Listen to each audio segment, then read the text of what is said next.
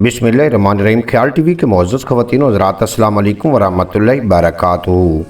मैं हूं आपका दोस्त मोहम्मद अली खिज़र। आज की इस वीडियो में हम बात करेंगे यहूदी लोग रूहुल अमीन हज़रत जिब्रील अलैहिस्सलाम को अपना दुश्मन क्यों समझते हैं। यहूदी वो लोग हैं जिन्हें उर्फ़ आम में बनी इसराइल भी कहा जाता है। इनका मज़हब दुनिया के अहम तरीन मज़ाहिब में शामिल है। यहूदी मज़हब में हज़रत हज़ीज़ को खुदा का बेटा मानना बनी इसराइल को सबसे बरतर मानना ज़रूरी है।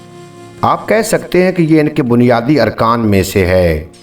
इनको बनी इसराइल इसलिए कहा जाता है कि ये हज़रत याकूब अलैहिस्सलाम के मानने वाले थे। इसराइल हज़रत याकूब अलैहिस्सलाम का लक़ब है।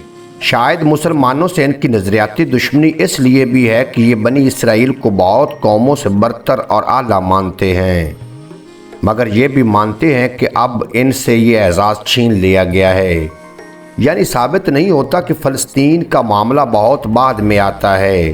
ये खून खराबा महज एक जगह के लिए नहीं, मगर यहूदियों की फितरत में मुसलमानों से कीना, बुग़्ज़, हसद और अदावत पाई जाती है। इसलिए फ़लस्तीन में बेदरेग मुसलमानों का खून बहाया जाता है। इनके मज़हब की अहम बात यह है कि कोई भी शख्स बआसानी इनके मज़हब में शामिल नहीं हो सकता, बल्कि यहूदी होने के लिए आपको सख्त शराइत का सामना करना पड़ता है। दूसरा, बहुत ही कम ऐसा देखने में आया है कि किसी यहूदी ने अपना मज़हब छोड़ा।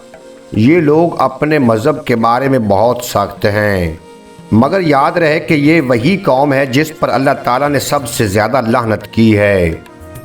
इस कौम ने हज़रत याहिया अलैहिस्सलाम का सर कलम करके उसको कुएं में डाल दिया था और हज़रत मूसा अलैहिस्सलाम को कहा था कि वो जब तक अल्लाह को अपनी आंखों से नहीं देख लेंगे ईमान नहीं लाएंगे। ये हज़रत जिब्रील अलैहिस्सलाम को भी अपना सख्त दुश्मन समझते हैं, क्योंकि वो वही के ज़रिए नबी को इनकी साजिशों से आगाह कर देते थे। ये कौम है जिस पर अल्लाह ताला ने ना सिर्फ कुरान पाक में बल्कि इनके अपने सहीफ़ों में इन पर लानत की है। इन सब बातों से ज़ाहिर होता है कि ये कौम शुरू से ही नाफरमान कौम रही है और मुसलमानों से इनकी दुश्मनी ख़ास कर इसलिए भी है कि इनसे इमामत का हक़ छीन लिया। अल्लाह ताला ने वो मुसलमानों को अता किया और यहूदियों पर लानत की। अब आते हैं आखिर में फ़लस्तीन में आकर क्यों आबाद हुए। हालांकि इस वक्त दुनिया में सबसे ज़्यादा पैसा यहूदियों के पास है। ये अपनी अरबों की जायदाद छोड़कर फ़लस्तीन में आकर आबाद हुए, क्योंकि ये वो सरज़मीन है जहाँ से इन्हें निकाला गया था। फ़लस्तीन अंबिया की सरज़मीन भी कहलाती है। बैतुल मुक़द्दस जब दोबारा आज़ाद करवाया गया तो एक हज़रत उमर के दौर में, दूसरा सलाहुद्दीन अयूबी के दौर में तारीख़ बताती है कि यहूदियों का बादशाह अलेक्जेंडर, जिसने मुसलमानों का बेताशा खून बहाया, कहते हैं कि इन लोगों ने इतना मुसलमानों को ज़िबा किया कि इनका खून घोड़ों को सुम्मों तक पहुँच चुका था। जिस पर अलेक्जेंडर ने मरगूनी लहजे में कहा था कि बुलाओ अपने नबी को, कहो कि वो तुम्हारी मदद करे। जिस पर सलाहुद्दीन अयूबी ने कसम खाई थी कि मैं यहूदियों को भी इतना ही मारूंगा जितना उन्होंने मुसलमानों का खून बहाया है। दूसरा, मैं अलेक्जेंडर की गर्दन अपनी तलवार से काटूंगा। इसके बाद सलाहुद्दीन अयूबी ने बैतुल मुक़द्दस आज़ाद करवाया, मगर कत्ले आम की कसम को पूरा ना किया, बल्कि अपनी कसम का कुफारा दिया। यहाँ तक कि सलाहुद्दीन अयूबी और इनके भाई ने अपनी जेब से पैसे देकर इनको आज़ाद कराया और ईसाइयों के किले तक छोड़ कर आए और साथ में सामान मुहैया किया। इधर अयासियों ने इनका माल और इनकी औरतों पर अपना कब्ज़ा कर लिया, जिस पर ये कहते फिर रहे थे कि अच्छा होता तो जो हम मुसलमानों के साथ रहते। मगर सलाहुद्दीन अयूबी ने अपनी दूसरी कसम पूरी की और अलेक्जेंडर का सिर अपने हाथों से कलम किया। यहूदियों का अहम मकसद पूरी दुनिया पर कब्ज़ा करना और अपना दीन सबसे बुलंद करना है। तभी तो ये फ़लस्तीन में आकर आबाद हुए।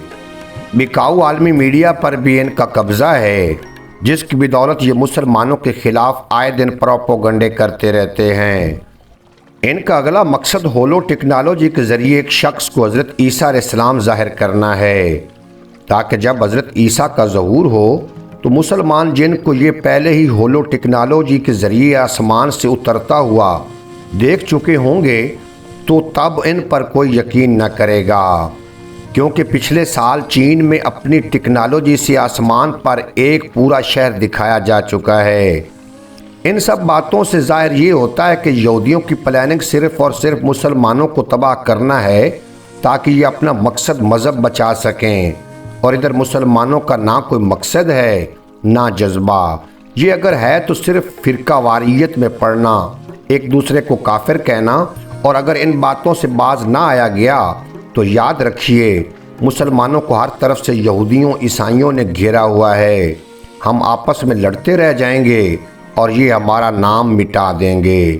امید ہے آج کی یہ مختصر ویڈیو آپ کو پسند آئے گی۔ اگر ویڈیو پسند آئی ہو تو چینل کو سبسکرائب فرما کے بیل نوٹیفیکیشن کو پریس کرنا تاکہ مستقبل میں اپلوڈ ہونے والی تمام ویڈیو بر وقت آپ تک پہنچتی رہیں۔